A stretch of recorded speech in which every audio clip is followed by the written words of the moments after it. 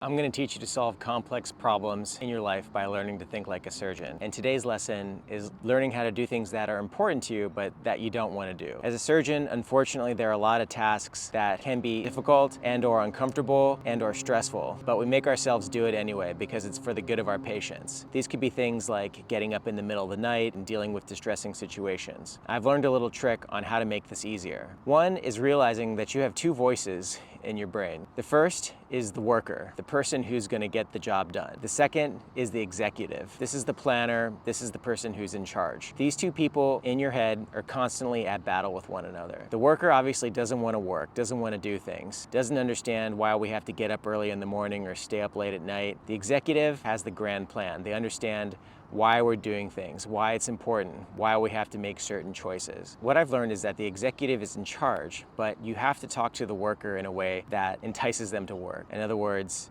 be supportive, be motivational. Don't ask them to do things that they wouldn't do themselves. The worker needs very clear instructions, needs to know exactly what the goal is and how we're going to get it done. Without this, the worker can become confused, distressed, and also understand that there are clear limits to what the worker is going to do. Try not to violate those.